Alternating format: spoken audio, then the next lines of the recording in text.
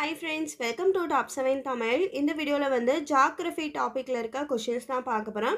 இன்னைக்கு நம்ம பார்க்க போற டாபிக் என்னன்னு பார்த்தீங்கன்னா வளிமண்டலம். இந்த வளிமண்டலம் டாபிக் வந்து 11th ஸ்டாண்டர்ட் 6வது பாடத்துல இருக்கு. சோ அதுதான் இந்த வீடியோல வந்து நம்ம பார்க்க போறோம். சோ குரூப் 4 சிலபஸ்ல இருக்க ஒவ்வொரு டாபிக்கா வந்து நம்ம தொடர்ந்து பார்த்துக்கிட்டே இருந்தோம். ஸோ அதன்படி இப்போ நம்ம ஜிகே வந்து எத்திக்ஸ் புக் வந்து ஸ்டார்ட் பண்ணியிருந்தோம் இல்லையா. ஸோ அதோட கண்டினியூஸாக இப்போ ஜியோகிராஃபியில் இருக்க டாபிக்ஸும் வந்து நம்ம கலந்து கொடுக்கலாம் அப்படின்றக்காக தான் ஜியோகிராஃபி வந்து எடுத்திருக்கோம். ஸோ கொஷின்ஸ் வந்து ரொம்ப யூஸ்ஃபுல்லாக இருக்கும். லைன் பை லைன் கொஷின்ஸ் தான், வீடியோவை ஃபுல்லாக பாருங்கள் சரிங்களா. வானிலைக்குரிய டெஃபினிஷன் என்ன அப்படின்னு பார்த்துக்கலாம். ஒரு குறிப்பிட்ட இடத்தில் ஒரு குறிப்பிட்ட காலத்தில் வளிமண்டல கூறுகளான வெப்பநிலை, அழுத்தம், காற்று, ஈரப்பதம், மேகம் மற்றும் மழைப்பொழிவு போன்றவற்றில் ஏற்படும் குறுகிய கால மாற்றங்கள் தான் வந்து வானிலை என அழைக்கப்படுது. வானிலை என்பது நிலையற்றது, மாறிக்கிட்டே இருக்கும் ஒவ்வொரு காலங்களுக்கு ஏற்ப.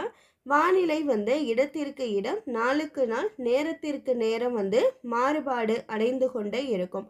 ஸோ வானிலை வந்து நிலையற்றது. அடுத்ததா காலநிலை பார்க்கலாம். காலநிலை என்பது ஒரு பகுதியின் நீண்ட காலத்திற்கான வானிலையின் சராசரி தான் வந்து காலநிலை என குறிக்கப்படுது. இந்த காலநிலை என்பது வானிலைக்கு அப்படியே ஆப்போசிட்டாக இருக்கும். காலநிலை வந்து நிரந்தரமானது, வானிலை வந்து நிரந்தரமற்றது, ஒவ்வொரு நாளும் வந்து வேறுபடும். ஒரு இடத்தினுடைய நிலையான சூழலை குறிப்பது வந்து காலநிலை. உலக வானிலையியல் அமைப்பு காலநிலை சராசரியை கணக்கிட தொடர்ச்சியாக 30 ஆண்டுகள் பல்வேறுபட்ட வானிலை கூறுகளை எடுத்துக்கொள்ள வேண்டும் என பரிந்துரைத்துள்ளது. எத்தனை ஆண்டுகள் காலம்னா 30 ஆண்டுகள். காலநிலை கிளைமேட் என்ற சொல் எந்த பண்டைய கிரேக்க சொல்லில் இருந்து வந்தது? Answer கிளைமா, CLIMA. கிளைமா என்ற பண்டைய கிரேக்க சொல்லிலிருந்து தான் கிளைமேட் என்ற வந்து சொல் உருவானது. கிளைமா என்றால் சரிவு அல்லது சாய்வு என்பது பொருள். கிளைமானா சரிவு அல்லது சாய்வு என்பது பொருள். புவியானது கிளைமேட்டா என்று அழைக்கப்படும் 7 அட்சரேகை பகுதிகளாக வந்து பிரிக்கப்பட்டுள்ளது. புவியானது கிளைமேட்டா என்று அழைக்கப்படும் 7 அட்சரேகை பகுதிகளாக வந்து பிரிக்கப்பட்டிருக்கு. சராசரி வானிலையை குறிக்கும் கிளைமேட்டா என்ற சொல் நவீன எந்த மொழியில கிளைம் அல்லது கிளைமேட் என வழக்கத்திற்கு வந்தது? ஆன்சர் ஐரோப்பிய மொழி. இப்போ நம்ம சொல்லிட்டு இருக்க கிளைமேட் என்ற சொல் வந்து ஐரோப்பிய சொல் மொழி. புவி வளிமண்டலத்தில் உள்ள முக்கிய கூறுகள் என்னென்னு பார்க்கலாம்.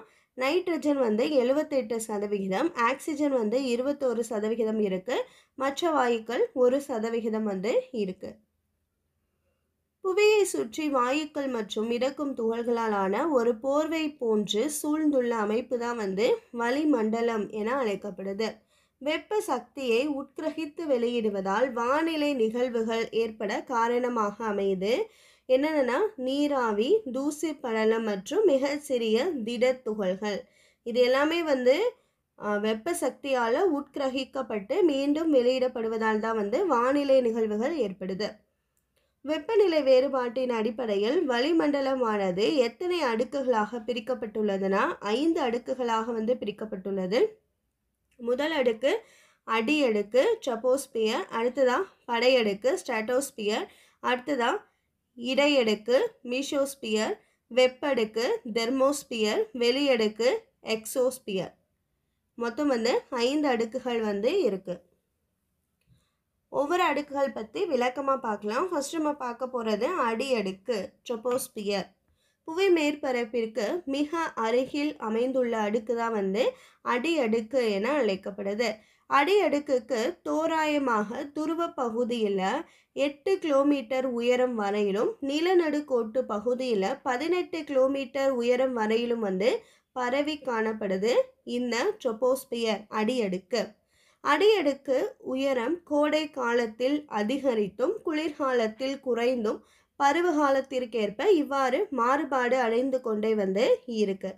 நீராவி மற்றும் தூசுகளும் காணப்படுவதால் எந்த அடுக்கில் அனைத்து வானிலை நிகழ்வுகளும் நடைபெறுதுன்னா இந்த அடியடுக்கில் தான் வந்து நடைபெறுது. ட்ரோபோஸ்பியரில் தான் வந்து அந்த வானிலை மாற்றங்கள் வந்து நிகழுது. எந்த அடுக்கு மழை தரும் மேகங்களை கொண்டுள்ளது? ஆன்சர் அடியடுக்கு. மழை தரும் மேகங்களை கொண்ட அடுக்கு அடியடுக்கு. அடியடுக்கில் வெப்பநிலையானது அதிகரிக்கும் உயரத்திற்கேற்ப குறைகிறது. இது வெப்ப குறைவு விகிதம் லாப்ஸ் ரேட் என அழைக்கப்படுது. அடியடுக்கில் வெப்பநிலையானது அதிகரிக்கும் உயரத்திற்கேற்ப குறைகிறது. நம்ம முன்னாடியே பார்த்தோம், கோடை காலத்தில் அதனுடைய அளவு அதிகமாகவும், அது பரவி இருக்கும் அளவு அதிகமாகவும், குளிர்காலத்தில் குறைவாகவும் இருக்குது. ஸோ அதே மாதிரி அடியடுக்கில் வெப்பநிலையானது மிகவும் அதிகரிக்கும் உயரத்திற்கேற்ப குறைகிறது. இதுவும் வெப்ப குறைவு வீதம் லாப்ஸ் ரேட் எனவும் அழைக்கப்படுது.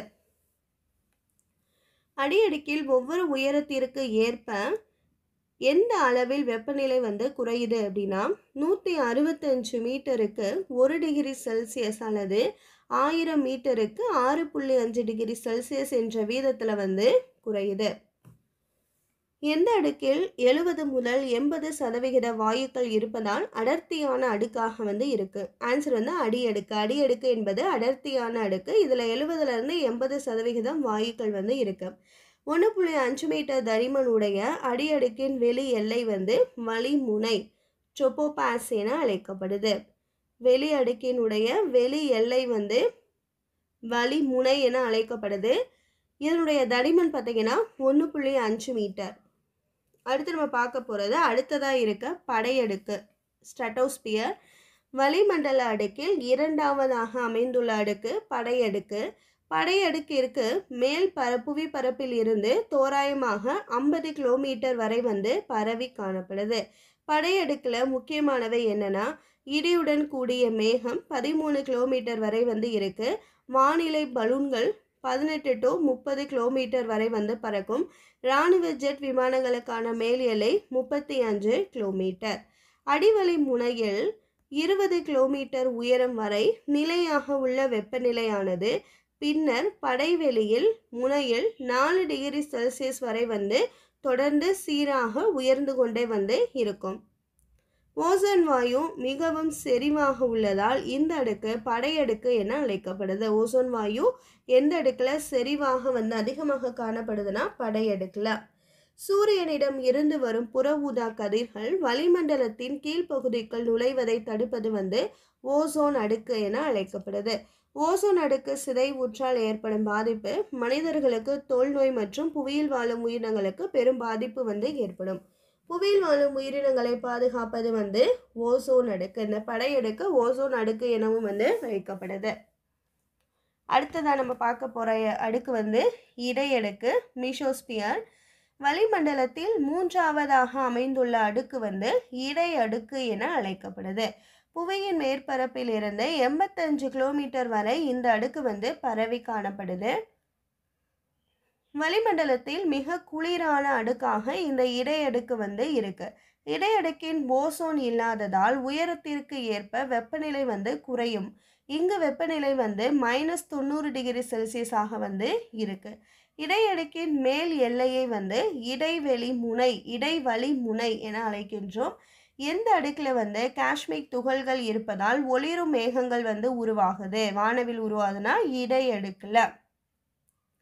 விண்வெளியில் இருந்து வரும் விண்கற்கள் எந்த அடுக்கில் விழுந்து காற்றுடன் உறைவதால் வெப்பமடைந்து எரிந்து விடுகின்றன? ஆன்சர் இடையடுக்கில். அடுத்தது நம்ம பார்க்க போகிற அடுக்கு வெப்ப அடுக்கு. 4வது தெர்மோஸ்பியர். வளிமண்டலத்தில் அமைந்துள்ள 4வது அடுக்கு தான் வெப்ப அடுக்கு.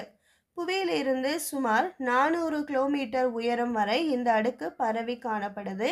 எந்த அடுக்கில் வெப்பநிலை வேகமாக 1000 டிகிரி செல்சியஸ் வரை அதிகரிக்கிறது அப்படின்னா இந்த வெப்ப அடுக்கில். ஸோ அதனால தான் அடுக்கினுடைய பெயரே வெப்ப அடுக்கு. ஒளி ஆற்றல் வெப்ப ஆற்றலாக மாற்றப்படும் போது சில வாயு மூலக்கூறுகள் எலக்ட்ரானை பெறுவதாலோ அல்லது இழப்பதாலோ மின்னேற்றம் பெற்ற துகள்களாக மாறுவது அயனிகள் என அழைக்கப்படுது. மின்னேற்றம் பெற்ற துகள்கள் காணப்படும் இந்த வெப்ப அடுக்கினுடைய கீழ்ப்பகுதி அயனி அடுக்கு எனவும் அழைக்கப்படுது. அயனி அடுக்கு என அழைக்கப்படுவது வெப்ப அடுக்கு. அயனி அடுக்கு வானிலை அலைகளை புவிக்கு திருப்பி அனுப்புவதால் நீண்ட தூர கம்பியில்லா செயற்கைக்கோள் தொலைத்தொடர்புக்கு வழிவகை செய்கிறது. எந்த அடுக்கிலிருந்து இந்த வானிலை அலைகள் திருப்பி புவிக்கு அனுப்பப்படுதுன்னா இந்த அயனி அடுக்கில் இருந்து. அயனி அடுக்கை கண்டுபிடித்த பெருமை யாரை சேரும்? ஆன்சர் ஹென்னலி மற்றும் ஹாவிசைடு ஆகியோரை சேரும். அடுத்ததாக 5வது அடுக்கு வெளியடுக்கு எக்ஸோஸ்பியர். வளிமண்டலத்தில் சுமார் 400 கிலோமீட்டர் முதல் 1600 கிலோமீட்டர் வரை இந்த அடுக்கு விரைந்து படர்ந்து காணப்படுது. தூய்மையான தனிமங்கள் மற்றும் ஒன்றோடொன்று கலக்காத ஆக்சிஜன் நைட்ரஜன் அணுக்களை கொண்டுள்ள அடுக்கு இந்த வெளியடுக்கு. எந்த அடுக்கில் உயரம் அதிகரிப்பதற்கேற்ப வெப்பநிலையானது அதிகரித்து 165 டிகிரி செல்சியஸ் வரை உயர்கிறதுனா இந்த வெளியடுக்கில். குறைவான ஈர்ப்பு விசை கொண்ட அடுக்கு வெளியடுக்கு. எந்த அடுக்கு படிப்படியாக விண்வெளியுடன் கலக்கிறது? ஆன்சர் வெளியடுக்கு. ஹபிள் விண்வெளி தொலைநோக்கி எத்தனை கிலோமீட்டர் பரப்பளவில் பொருத்தப்பட்டிருக்குன்னா 600 கிலோமீட்டர். அடுத்து நம்ம பார்க்க போகிறது 5 அடுக்குகள் நம்ம பார்த்தாச்சு. அடுத்தது ஓசோன் மற்றும் ஓசோன் சிதைவு பற்றி பார்க்கலாம். ஓசோன் என்பது 3 ஆக்சிஜன் அணுக்கள் இணைந்து உருவாகுது. ஸோ O3 அப்படின்னு சொல்லுவோம். இது ஆக்சிஜனின் ஒரு வடிவம். இந்த 3 ஆக்சிஜன் அணுக்களால் இந்த ஓசோன் உருவானது. சூரியனிடம் இருந்து வரும் தீங்கு விளைவிக்கக்கூடிய வெப்பமான புற ஊதா கதிர்களின் பி கதிர்வீச்சுக்களை உட்கிரகித்து வடிகட்டுகிறது. எந்த கதிர்வீச்சுனா பி கதிர்வீச்சை. புவிப்பரப்பிற்கு அருகில் ஓசோன் வெப்பமடைந்து பெருகும்போது மற்றும் டேஸ் போன்ற உடல்நல குறைவை ஏற்படுத்துது. ஆஸ்துமா மற்றும் சுவாச நோய்களை ஏற்படுத்துது. வளிமண்டல படையடுக்கில் ஓசோன் செறிவானது தொடர்ச்சியாக குறைந்து வருவது ஓசோன் சிதைவு என அழைக்கப்படுது. இந்த ஓசோன் சிதைவுக்கு காரணமாக எது சொல்லப்படுதுன்னா தூசு படல தெளிப்பான்கள், குளிர்சாதன பெட்டிகள் வெளியிடும் குளோரோஃப்ளோரோ கார்பன், ஹாலோன் வாயுக்கள், இது எல்லாமே ஓசோன் சிதைவிற்கு காரணமாக சொல்லப்படுது. சூப்பர்சோனிக் விமானம் வெளிவிடும் நைட்ரஜன் வாயுக்களாலும் ஓசோன் மூலக்கூறுகளை உடைக்க முடியுது. ஓசோன் துளை என்று எந்த பகுதியை அழைக்கிறோம்? Answer Antarctica. ஓசோன் துளை என்று எந்த பகுதி சொல்லப்படுதுன்னா அண்டார்டிகா. அண்டார்டிகாவில் ஓசோன் அடுக்கு கடுமையாக பாதிக்கப்படுவதற்கு காரணம் துருவ படையடுக்கு மேகங்கள் துருவ படையடுக்கு காற்றுடன் இணைந்து எதிர்வினை புரிந்து குளோரின் மற்றும் புரோமின் போன்ற வாயுக்களை உருவாக்குகிறது. இது வசந்த காலத்தில் அண்டார்டிகாவில் ஓசோன் துளையை உருவாக்குது. அக்டோபர் 2, 2015 அண்டார்டிகா மீது பதிவான ஓசோன் துளையின் அதிகபட்ச அளவு எவ்வளோ அப்படின்னா 28.2 மில்லியன் சதுர கிலோமீட்டர். மொத்த ஓசோன் அளவீடு டாப்சன் என குறிக்கப்படுது. ஓசோனின் அளவீடு டாப்சன். ஓசோன் துளை வழியாக அண்டார்டிகா முழுவதும் புற ஊதா கதிர்கள் பரவுவதால் உண்டாகும் விளைவுகள் என்னென்னா உலக வெப்பமயமாதல், தோல் கரும் புற்றுநோய், கண்புரை மற்றும் பார்வை இழப்பு போன்றவை ஏற்படுது. வெப்ப மற்றும் வெப்ப சமநிலை டாபிக்கு. புவியின் மேற்பரப்பில் சூரியனிடம் இருந்து வரும் குறைந்த அலைநீளம் உடைய கதிர்களால் வெப்பப்படுத்தப்படுது. புவி உட்கவரும் இந்த வெப்பம் சூரிய கதிர்வீசல் அல்லது உட்கவரும் சூரிய கதிர் என அழைக்கப்படுது. வளிமண்டலம் வெப்பமடைதல் என்பது ஒரு மறைமுக செயல்முறை. புவியின் மேற்பரப்பில் உட்கிரகிக்கப்பட்டு பிரதிபலிக்கும் போது நீண்ட அலைநீளம் கொண்டதாக இருப்பதால் வளிமண்டலத்திற்கு அதிக வெப்பம் தரும் நிகழ்வு புவி கதிர்வீசல். வெப்ப ஆற்றலானது புவியின் மேற்பரப்பில் உள்ள வளிமண்டலத்தின் கீழ்ப்பகுதிக்கு மாற்றப்படும் செயல்முறை வெப்ப கடத்தல் என அழைக்கப்படுது. காற்று மூலக்கூறுகளால் வெப்பமானது செங்குத்து மற்றும் கிடைமட்ட திசையில் நகருவது வெப்பச்சலனம் மற்றும் வெப்ப கிடைப்பரவல் என அழைக்கப்படுது. பிரதிபலிப்பு மற்றும் கதிர்வீச்சு ஆற்றலாக புவிக்கு வந்தடையும் வெப்ப ஆற்றலும் மீண்டும் விண்வெளிக்கு திரும்பி செல்லும் வெப்ப ஆற்றலும் சமமாக இருந்தால் அது வெப்ப சமநிலை என அழைக்கப்படுது. வளிமண்டலத்தை அடையும் 100% சூரிய கதிர்வீசல் மேகங்கள், நீர்நிலைகள், பனிக்கட்டுகள் போன்றவை பிரதிபலிப்பதன் மூலம் விண்வெளிக்கு திருப்பி அனுப்பப்படுவது எவ்வளோ அப்படின்னு பார்த்தீங்கன்னா 35% திருப்பி அனுப்பப்படுது வெப்ப கதிர்வீச்சு. இதில் வந்து 35% 14% வளிமண்டலமும் 34% நேரடி சூரிய கதிர்வீச்சும் 17% கதிர்வீச்சு சிதறல் நிகழ்வும் வந்து நடைபெறுது. புவி உட்கிரகிக்கும் சூரிய கதிர்வீச்சலானது புவி கதிர்வீசலாக மீண்டும் விண்வெளிக்கு நேரடியாக திருப்பி அனுப்பப்படுகிறது. ஆன்சர் 51%. சூரிய கதிர்வீச்சில் 35% புவி மேற்பரப்பை அடைவதற்கு முன்பே திருப்பி அனுப்பப்படும் நிகழ்வு புவியின் அல்பிடோ என அழைக்கப்படுது. உள்வரும் மற்றும் வெளிச்செல்லும் வெப்ப ஆற்றலுக்கு இடையே உள்ள விகிதம் சமமாக இருந்தால் அதனை உலக வெப்ப ஆற்றல் சமநிலை என அழைக்கப்படுது. புவியின் மேற்பரப்பில் உள்ள அச்சுக்கோடு முழுவதும் வெப்பநிலை பரவி காணப்படுவது கிடைமட்ட வெப்பநிலை பரவல் என அழைக்கப்படுது. புவியில் கடல் மட்ட உயரத்தில் உள்ள சம வெப்பநிலையை உடைய இடங்களை இணைக்கும் கற்பனை கோடுகள் வந்து சம வெப்பநிலை கோடு என அழைக்கப்படுது. சூரிய கதிர்வீச்சு புவியை வந்தடைய சராசரியாக எடுத்துக்கொள்ளும் நேரம் 8 நிமிடம் 20 வினாடி. புவியில் சூரிய கதிர்வீச்சல் விழும் கோணத்தை வந்து நிகழ்வு கோணம் என அழைப்பர். வெப்பநிலையானது நிலநடுக்கோட்டு பகுதியில் அதிகமாகவும் துருவ பகுதியில் குறைவாகவும் வந்து காணப்படுது. வட அரைக்கோளத்தில் அதிக நிலப்பகுதி உள்ளதால் அதன் சராசரி வெப்பநிலை 15.2 டிகிரி செல்சியஸ், தென் அரைக்கோளத்தை விட 13.3 டிகிரி செல்சியஸ் வந்து வட அரைக்கோளத்தில் அதிகமாக இருக்கு. கடல் நீரோட்டங்கள். வெப்பமண்டல கடல் பகுதியில் இருந்து வெப்ப நீரோட்டமானது துருவ பகுதியை நோக்கி வெப்பமான நீரை சுமந்து செல்வதால் துருவ கடற்கரை பகுதியில் வெப்பம் வந்து அதிகரிக்கிறது. குளிர் நீரோட்டங்கள் துருவ பகுதியில் இருந்து குளிர்ந்த நீரை வெப்பமண்டல பகுதிக்கு கொண்டு வருவதால் வெப்பமண்டல கடற்கரை பகுதியின் வெப்பநிலை வந்து குறைவாக உள்ளது. கோள் காற்று. வெப்ப காற்றுகளான வியாபார காற்றுகள் மற்றும் மேற்கத்திய காற்றுகள் அதிக வெப்ப ஆற்றலை கடத்துவதால் வெப்பநிலை வந்து அதிகரிக்குது. குளிர்ந்த துருவ கிழக்கிந்திய காற்றுகள் துருவ பகுதியில் இருந்து குறைந்த வெப்ப ஆற்றலை கடத்துவதால் வெப்பநிலை வந்து குறைகிறது. இது வந்து கோள் காற்றுகள் என அழைக்கப்படுது. வெப்பமண்டல பாலைவனங்கள் பகலில் அதிக வெப்பநிலையும் இரவில் குறைவான வெப்பநிலையும் வந்து கொண்டுள்ளது. அதிக பிரதிபலிப்பு தன்மை உடையதால் குறைவான வெப்பநிலை குவிப்புக்கு வழிவகுப்பது வந்து பனிக்கட்டி. அதிக சூரிய ஆற்றலை பெற்று குறைவான சூரிய ஆற்றலை பிரதிபலிப்பதால் வெப்பநிலை உயர வழிவகுப்பது காடுகள். வளிமண்டல படையடுக்கில் வெப்பநிலை செங்குத்தாக குறைவது வந்து இயல்பான வெப்ப குறைவு விகிதம் என அழைக்கப்படுது அல்லது செங்குத்து வெப்ப குறைவு என அழைக்கப்படுது. எவ்வாறு நிகழ்வுனா புவியின் மேற்பரப்பில் இருந்து மேலே செல்ல செல்ல வெப்பநிலை வந்து குறையும். வெப்பநிலை குறையும் விகிதம் 1000 மீட்டருக்கு 6.5 டிகிரி செல்சியஸ் என்ற அளவில் வந்து குறையும்.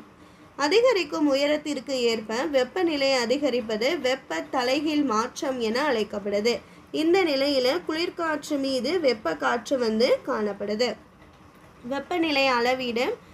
வெப்பநிலை அளவு ஃபஸ்ட்டு பார்த்தீங்கன்னா ஃபாரன்ஹீட். இது ஒரு அளவீடு. யார் வந்து கண்டுபிடிச்சாங்கன்னா கேப்ரியல் ஃபாரன்ஹீட் தான் வந்து கண்டுபிடிச்சிருக்காரு 1714ஆம் ஆண்டில். அடுத்த வெப்பநிலை அளவீடு செல்சியஸ். யார் கண்டுபிடிச்சாங்கன்னா ஆண்ட்ரூ செல்சியஸ் 1742 வந்து கண்டுபிடிச்சிருக்காங்க. அடுத்துதான் வெப்பநிலை அளவீடு கெல்வின். லார்ட் கெல்வின் தான் வந்து கண்டுபிடிச்சிருக்காங்க 1848ஆம் ஆண்டு. புவி மேற்பரப்பினால் பிரதிபலிக்கப்படும் சூரிய கதிர்வீசலின் அளவை டேஸ் என்கிறோம். ஆன்சர் ஒளி திருப்புத்திறன் என்கிறோம். காடுகளுடன் ஒப்பிடும்போது பனி அதிக அளவு ஒளி திருப்புத்திறனை வந்து கொண்டுள்ளது. வெப்பநிலை படலங்கள் மண்டலங்கள் உலக அளவில் வந்து 3 வகையாக வந்து பிரிக்கப்படுது. வெப்பமண்டலம், மித வெப்பமண்டலம், துருவ மண்டலம். இதில் வெப்பமண்டலம் பார்த்தீங்கன்னா 0லேருந்து 23.5 டிகிரி வடக்கு மற்றும் தெற்கு வரை வந்து பரவி இருக்கு. மித வெப்பமண்டலம் 23.5 டிகிரி வடக்கு முதல் 66.5 டிகிரி வடக்கு மற்றும் 23.5 டிகிரி தெற்கு முதல் 66.5 டிகிரி தெற்கு வரை வடக்கு வரை வந்து பரவியுள்ளது. துருவ மண்டலம் என்பது 66.5 டிகிரி வடக்கு முதல் 90 டிகிரி வடக்கு மற்றும் 66.5 டிகிரி தெற்கு முதல் 90 டிகிரி தெற்கு வரை வந்து பரவியுள்ளது. வெப்பமண்டலம். கடக ரேகைக்கும் மகர ரேகைக்கும் இடையிலான பகுதி வந்து வெப்பமண்டல பகுதி என அழைக்கப்படுது. சூரிய கதிர்கள் செங்குத்தாக விழுவதால் இந்த மண்டலம் வந்து வெப்பநிலை அதிகமாக இருக்கும் மற்ற 2 மண்டலங்களை விட. அடுத்து நம்ம பார்க்க போகிறது மிதவெப்ப மண்டலம். வட அரைக்கோளத்தில் கடக ரேகைக்கும் ஆர்க்டிக் வட்டத்திற்கும் இடையிலும் தென் அரைக்கோளத்திலும் மகர ரேகைக்கும் அண்டார்டிக் வட்டத்திற்கும் இடையிலும் அமைந்துள்ள பகுதி மிதவெப்ப மண்டலம். கோடை காலத்தில் நீண்ட பகல் குறுகிய இரவு மற்றும் குளிர்காலத்தில் நீண்ட இரவு குறுகிய பகலும் காணப்படும் பகுதி வந்து மிதவெப்ப மண்டலம். அடுத்த பகுதி துருவ பகுதி. வட கோளத்தில் ஆர்க்டிக் வட்டத்திற்கும் வட துருவத்திற்கும் இடையேயும் தென்கோளத்திற்கும் இடையேயும் உள்ள பகுதி தான் வந்து துருவ பகுதி என அழைக்கப்படுது. ஒரு பகுதியின் ஒரு வருடத்தின் சராசரி வெப்பநிலை ஆண்டு வெப்பநிலை என அழைக்கப்படுது. ஒரு பகுதியின் 30 ஆண்டு கால வெப்பநிலையின் சராசரி ஆண்டு சராசரி வெப்பநிலை என அழைக்கப்படுது. ஒரு பகுதியின் அதிகபட்ச வெப்பநிலைக்கும் குறைந்தபட்ச வெப்பநிலைக்கும் இடையே உள்ள வேறுபாடு வெப்பநிலை வீச்சு என அழைக்கப்படுது.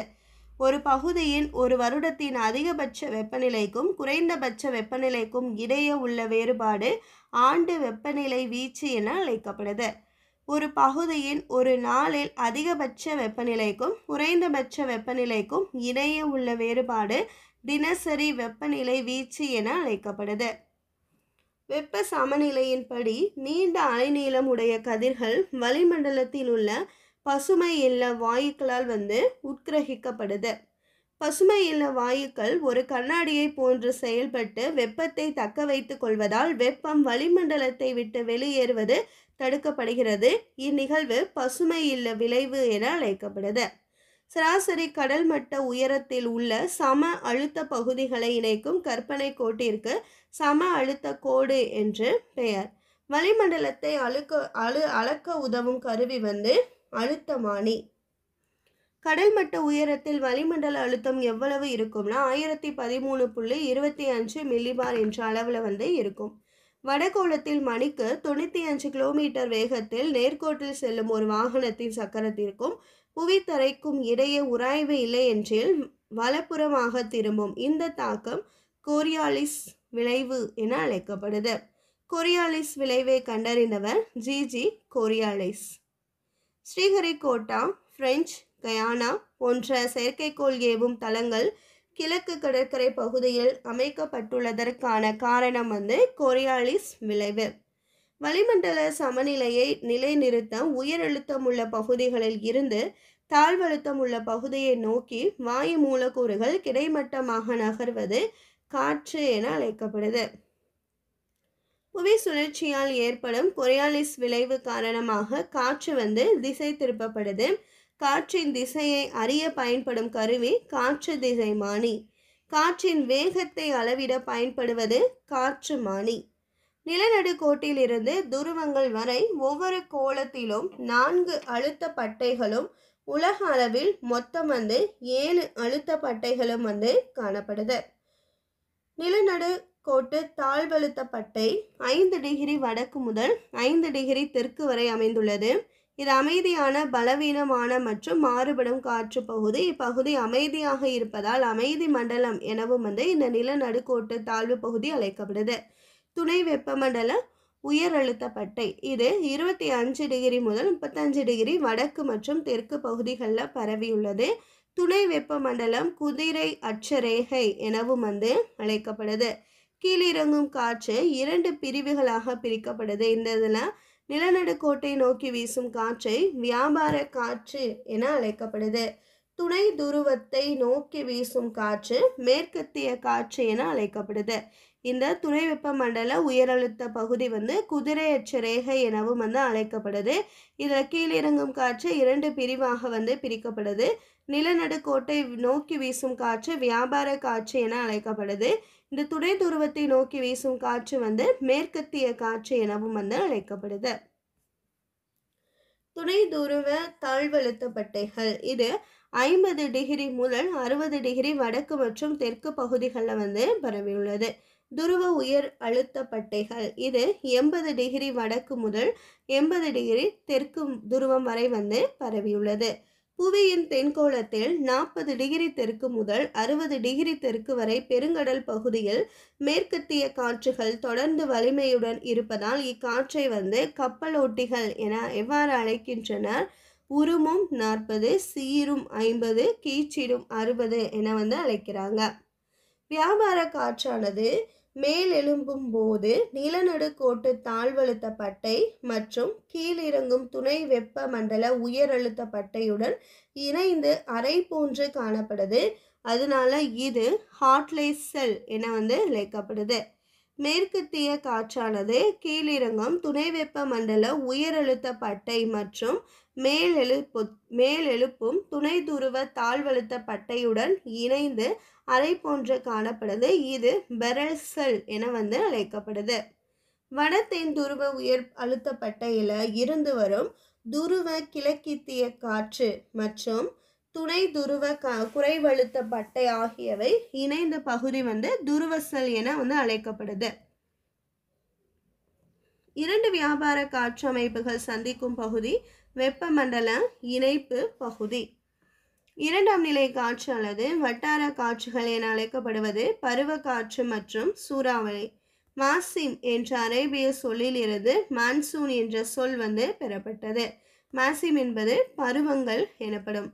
கோடை காலத்தில் கடலில் இருந்து நிலத்தை நோக்கி வீசுகிறது இந்த காற்று.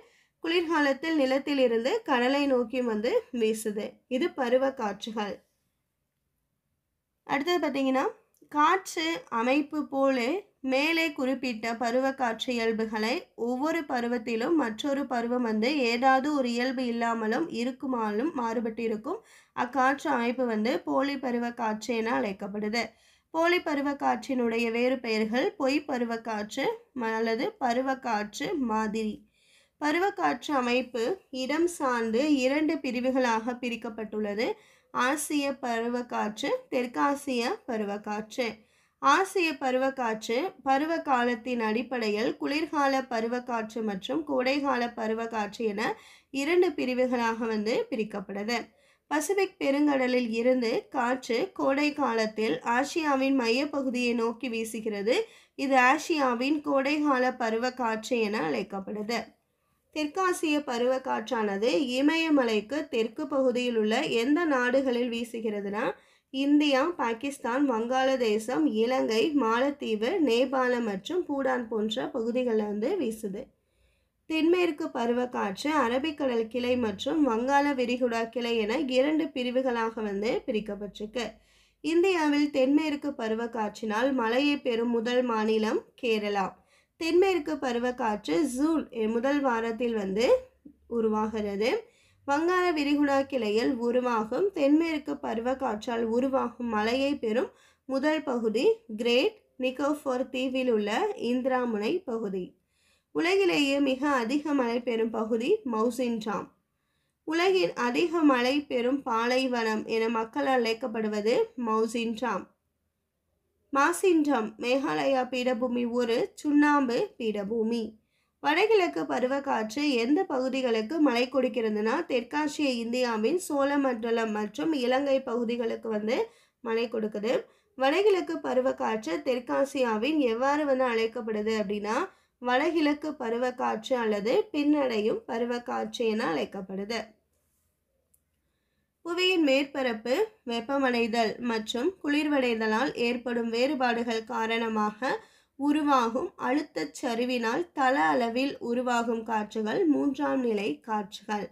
நிலக்காற்று இரவு நேரத்தில் நிலத்தில் இருந்து கடலுக்கு வீசும். கடல் காற்று பகல் நேரத்தில் கடலில் இருந்து நிலத்திற்கு வீசும்.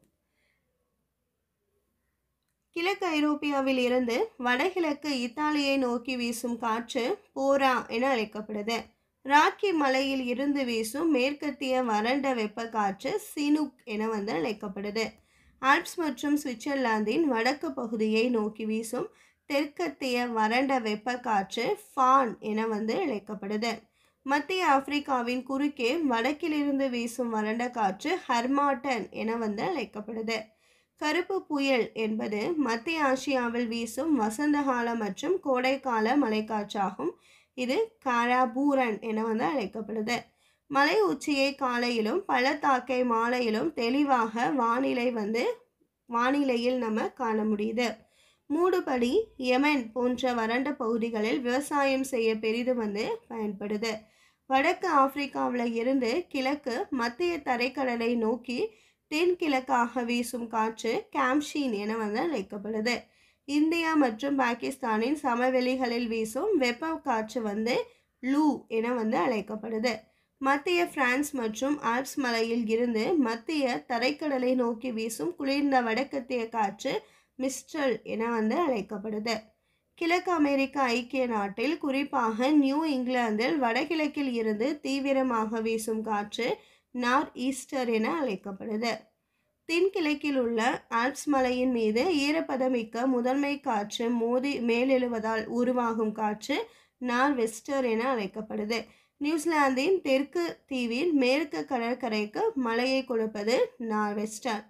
அர்ஜென்டினாவின் பம்பாஸில் வீசும் மிக வலுவான காற்று பாம்ப்ரோ என அழைக்கப்படுது. சஹாரா, இஸ்ரேல், ஜோர்டன், சிரியா மற்றும் அரேபியா பாலைவனத்தில் வீசும் வலுவான வறண்ட காற்று சிமூம் என அழைக்கப்படுது. வட ஆப்பிரிக்காவில் இருந்து ஐரோப்பாவின் தெற்கு பகுதியை நோக்கி வீசும் தெற்கத்திய காற்று சிராக்கோ என அழைக்கப்படுது. அர்ஜென்டினாவில் ஆண்டிஸ் மலையின் கிழக்கு சரிவில் வீசும் காற்று சோண்டா என அழைக்கப்படுது. ஜெட் காற்றுகள் என்பது என்ன? அதிக உயரத்தில் 6 கிலோமீட்டரில் இருந்து 14 கிலோமீட்டர் உயரம் வரை வீசக்கூடிய மேற்கத்திய காற்று அமைப்பு தான் ஜெட் காற்றுகள். 2 அரைக்கோளங்களிலும் அலை வடிவத்திலும் மணிக்கு 450 கிலோமீட்டர் வேகத்தில் மிக அதிக வேகத்துடன் வீசுவது ஜெட் காற்றுகள். ஜெட் காற்றுகள் துருவங்களை சுற்றி வருவதால் துருவங்களை சுற்றும் காற்று எனவும் அழைக்கப்படுது. ஜெட் காற்றுகளின் அலையான வடிவத்திற்கு ராஸ்பி அலை என்று பெயர். ஜெட் காற்றுகளின் அலையான வடிவத்திற்கு ராஸ்பி அலை என்று பெயர். ஜெட் காற்றுகள் இரண்டாவது உலகப் போரின் போது ஜெட் விமானிகள் அதிக உயரத்தில் உணர்ந்த வலிமையான காற்றின் எதிர்விசையின் விளைவை கொண்டு கண்டறியப்பட்டது. ஈரப்பதம் என்பது என்ன? வளிமண்டலத்தில் உள்ள நீராவியின் அளவு. காற்றானது ஒரு குறிப்பிட்ட வெப்பநிலையில எடுத்துக்கொள்ளும் அதிகபட்ச நீராவியின் அளவு ஈரப்பத கொள்ளளவு என அழைக்கப்படுது. ஒரு குறிப்பிட்ட நேரத்தில் ஒரு குறிப்பிட்ட இடத்தில் ஒரு கன அளவு காற்றில் உள்ள நீராவியின் மொத்த அளவு தனிநிலை ஈரப்பதம் என அழைக்கப்படுது. காற்றில் உள்ள ஈரப்பதத்தின் அளவு காற்றின் எடையாக அளவிடப்படுது. சார்பு ஈரப்பதம் மற்றும் ஈரப்பதத்தின் கொள்ளளவு சதவீதத்தில் குறிக்கப்படுது. ஒரு பகுதியில் உள்ள சார்பு ஈரப்பதத்தை அளக்க உதவுவது ஈரப்பத மானி. நீராவி நீராக மாற்றப்படும் நிகழ்வு திரவமாதல் என அழைக்கப்படுது. காற்றின் வெப்பநிலை குறைவதாலோ அல்லது ஈரப்பதத்தின் அளவு அதிகரிப்பதாலோ காற்று புரித நிலையை அடைகிறது. இங்கு வெப்பநிலை மேலும் குறைவதால் ஈரப்பதம் அதிகரித்து காற்று பூரிதம் அடைவதை பனிப்புள்ளி எனவும் அழைக்கப்படுது. காற்றானது அதீத பூரிதம் அடையும் நிலையில் அதிகப்படியான ஈரப்பதம் வெளியேற்றப்படுவதால் சிறிய நீர்த்துளிகள் உருவாகி வளிமண்டல மேகங்களாக மிதக்குது. இந்த செயல்முறை புவியின் மேற்பரப்பில் ஏற்படும் போது அது மூடுபனி அல்லது தரை மேகம் என அழைக்கப்படுது. காற்றில் உள்ள நுண்ணிய நீர்த்துளிகள் சுருங்குதல் முறையால் காற்றில் மிதக்கக்கூடிய நிகழ்வு மேகங்கள். பெரும்பாலும் தரைப்பகுதியிலிருந்து 6 கிலோமீட்டர் உயரத்தில் காணப்படும் இறகு போன்ற கீற்று மேகங்களை உயரமான மேகங்கள் என்கிறோம். எத்தனை கிலோமீட்டர்லனா 6 கிலோமீட்டர். பார்ப்பதற்கு மிருதுவான பஞ்சு இலை போன்று நீல வானத்தில் காணப்படுவது கீற்று மேகம். தெளிவான வானிலையும் ஒளிமிக்க அந்தி வானத்தையும் காட்டுவது கீற்று மேகம். பார்ப்பதற்கு வெண்மையான உருண்டை வடிவம் கொண்ட காணாங்கொழுத்தி மீன் கூட்டம் போன்று காணப்படுவது கீற்று திரள் மேகம். மெல்லிய வெள்ளைத்தாள் போன்றும் வானம் பால் போன்றும் காட்சி அளிப்பது கீற்றுப்படை மேகம். எந்த மேகங்களின் வழியே சூரியனும் சந்திரனும் ஒளிர்வதால் ஒரு ஒளிவட்டம் உருவாகிறது? ஆன்சர் கீற்றுப்படை மேகத்தில். ஒரே அளவு மேகங்கள் உள்ள பகுதிகளை இணைக்கும் கற்பனை கோடுகள் சமமேக கோடுகள் என அழைக்கப்படுது. தரைப்பகுதியில் இருந்து 2 கிலோமீட்டர்லேருந்து 6 கிலோமீட்டர் வரை காணப்படும் மேகங்கள் இடைப்பட்ட மேகங்கள் என அழைக்கப்படுது. நீல வானத்தில் அலைகள் போன்ற அடுக்கடுக்குகளான கம்பிளி பஞ்சு மற்றும் சுருளாகவும் காட்சி அளிப்பது உயர்திரள் மேகம். இது தெளிவான வானிலையை குறிக்கும். அடர்த்தியான மற்றும் நீர் போன்ற தோற்றத்தை கொண்டுள்ளது உயர்படை மேகம். தரைப்பகுதியிலிருந்து 2 கிலோமீட்டர் உயரம் வரை இந்த மேகம் காணப்படுது. அது எந்த மேகம்னா தாழ் மேகம். அலையாக கரடு முரடாக காணப்படும் மேகம் படைத்திரள் மேகம். மிகவும் தாழ்வான மேகம் மற்றும் சீரான சாம்பல் நிறத்துடன் அடர்த்தியாகவும் உயர் நில மூடுபனி போன்றும் தோற்றமளிப்பது படைமேகம் எனவும் அழைக்கப்படுது. இது மந்தமான வானிலையாகவும் இருக்கும். இந்த மேகங்கள் இருக்கும்போது லேசான தூறலை தரும். இது பார்வை நிலையை குறைப்பதால் வான்வெளி போக்குவரத்திற்கு ஒரு தடையாக இருக்கு இந்த படைமேகத்தில். அடுத்ததா மழை, பனி மற்றும் ஆலங்கட்டி மழையை கொடுப்பதால் மலை மேகம் என அழைக்கப்படுவது கார்படை மேகம். மலை மேகம் என அழைக்கப்படுவது கார்படை மேகம். இந்த மேகம் இருண்ட மந்தமான தெளிவான அடுக்குகளை கொண்டுள்ளது. புவியின் மேற்பரப்பின் மீது அல்லது அருகில் காற்றில் இருக்கும் நீர் சுருங்குவதால் செறிவூட்டப்பட்ட மிக நுண்ணிய நீர்த்துளிகளை அடர்மூடு பனி என்கிறோம். அடர்மூடு பனியில் பார்வை நிலை 1 கிலோமீட்டருக்கு குறைவாக இருக்கும். அடர்மூடு பனி அமைதியான அல்லது குறைவான காற்று இருக்கும் நிலையில் ஏற்படும். கடல் காற்றில் அதிக ஈரப்பதம் இருப்பதால் அடர்மூடு பனி பொதுவாக கடலுக்கு அருகிலே காணப்படும். குளிர்கால இரவு நேரங்களில் கண்டங்களின் உட்பகுதியில் வெப்பநிலை மிக குறைவாக காணப்படுவதால் அங்கு அடர்பனி மூடுபனி மேகங்கள் உருவாகுது. மிக வறண்ட பகுதியில் மழை துளியானது தரைப்பகுதியை வந்தடைவதற்கு முன்பே ஆவியாகி விடுகிறது. காற்றில் வெப்பநிலை குறையும் போது நீராவி குளிர்ந்து நீர்த்துளியாக மாறும் செயல்முறை நீர் சுருங்குதல் என்று பெயர். வளிமண்டலத்தில் வெப்பநிலையானது பனி நிலையை அடையும் போது நீர் சுருங்குதல் நிகழ்வு ஏற்படும். அனைத்து வடிவங்களிலும் காணப்படும் நீர் வளிமண்டலத்திற்கு புவியை நோக்கி விழுவது மழை பொழிவு என அழைக்கப்படுது. அமிலமழை என்பது என்ன? வழக்கத்திற்கு மாறாக அதிக அளவிலான ஹைட்ரஜன் அணுக்களை கொண்டுள்ள அமிலம் நிறைந்த மழை தான் அமிலமழை என அழைக்கப்படுது. எரிமலையில் இருந்து வெளியேறும் வாயு மற்றும் மனித நடவடிக்கையால் வெளிவரும் sulphur di oxide, nitrogen oxide போன்ற சேர்மங்களின் ரசாயன எதிர்வினையால் அமிலமழை ஏற்படுது.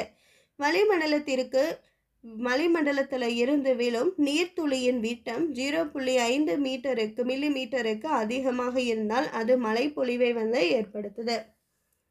வளிமண்டலத்தில் இருந்து விழும் நீர்த்துளியின் விட்டம் 0.5 மீட்டருக்கு குறைவாக இருந்தால் அது தூறல் என்கிறோம். நீர்த்துளிகள் மற்றும் பனிக்கட்டியாக மாறி 5 முதல் 50 மீட்டர் வரை அல்லது அதைவிட அதிகமான அளவிலான பனித்துளிகளாக புவி மேற்பரப்பின் மீது விழுகிறது. இதனை ஆலங்கட்டி மழை என்கிறோம். விழும் மழைத்துளி 5 மில்லிமீட்டர் அல்லது அதற்கும் குறைவாக இருந்தால் அது கல்மழை என அழைக்கப்படுது. உறைபனி நிலைக்கு கீழே மழை பெய்யும் போது பனி செதில்களாகவோ அல்லது பனி துகள்களாகவோ விழுவது பனி என அழைக்கப்படுது. புல் மற்றும் இலைகள் மீது காணப்படும் சிறிய நீர்த்துளிகளுக்கு பனித்திவலை என்று பெயர். விமானம் மூலம் வறண்ட படிகங்களை மேகத்தின் மீது தூவி மழையை உருவாக்குவது மேக விதைப்பு அல்லது செயற்கை மழை என அழைக்கப்படுது. மேகமானது நீராவியால் பூரித நிலையை அடையவில்லை என்றால் மேக விதைப்பு முறையானது வெற்றியடையாது. மத்திய அட்சரேகை பகுதியில் உள்ள கண்டங்களின் உட்பகுதியில் கோடைகால ஆரம்பத்தில் ஏற்படும் வெப்பசலன மழையினுடைய வேறு பெயர் 4 மணி மழைப்பொழிவு. இது எந்த பகுதியில் நிகழும்னா மத்திய அட்சரேகை பகுதியில் நிகழும் கோடைகால ஆரம்பங்கள்ல.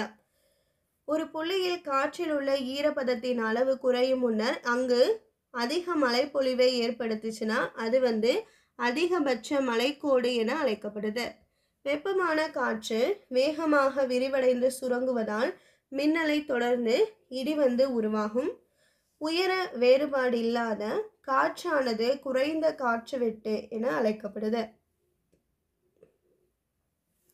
புவியின் சுழற்சியால் கொரியாலிஸ் விசை உருவாகுது.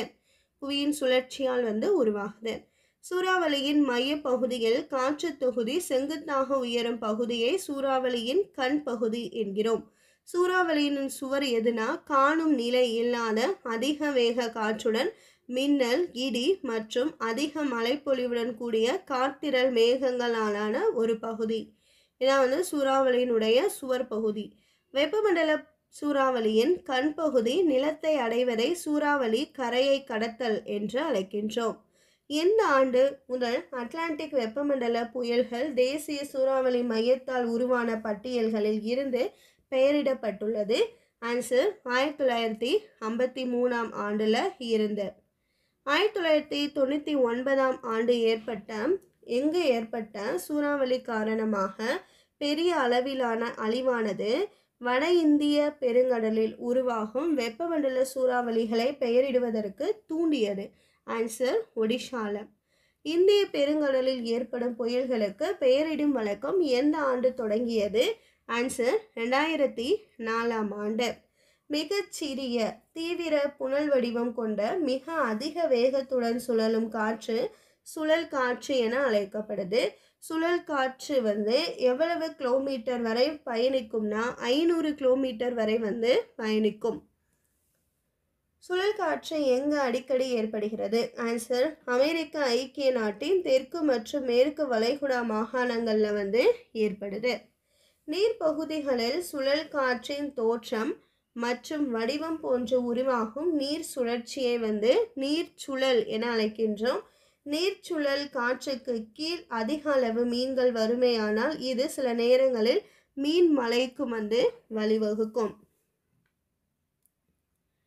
இந்த வீடியோவில் வளிமண்டலம் பாடத்தில் இருக்க கொஷின்ஸ் தான் பார்த்தோம். 11th ஸ்டாண்டர்டில் வளிமண்டலம் பாடத்தில் இருக்க கொஷின் நம்மளுக்கு சிலபஸில் இந்த டாபிக் கொடுத்துருக்காங்க. ரொம்ப ரொம்ப முக்கியமான டாப்பிக்கு. ஸோ கண்டிப்பாக படிச்சிருக்கணும் எல்லா பேருமே. வீடியோ ஃபுல்லாக பார்த்துருந்தீங்கன்னா இந்த டாபிக் ஃபுல்லாக நீங்கள் படிச்சிருப்பீங்க அப்படின்னு நீங்கள் யோசிச்சுக்கலாம், தெரிஞ்சுக்கலாம். ஸோ கண்டிப்பாக நீ அடுத்தடுத்த வர வீடியோவில் முக்கியமான டாபிக் நாங்கள் கொடுக்குறோம். நீங்கள் படிங்க, சரிங்களா? தொடர்ந்து படிச்சுக்கிட்டே இருங்க. ஸோ நம்ம சேனலில் தமிழ் வீடியோஸ் அப்லோட் பண்ணியிருக்கோம். 6th to 12th ஸ்டாண்டர்ட் வரையும் இயல்கள் வைஸாக அப்லோட் பண்ணியிருக்கோம். ஸோ தமிழும் வேணும்னா நம்ம சேனலில் நீங்கள் படிச்சுக்கலாம், சரிங்களா? இந்த வீடியோ வாட்ச் பண்ணதுக்கு தேங்க்யூ.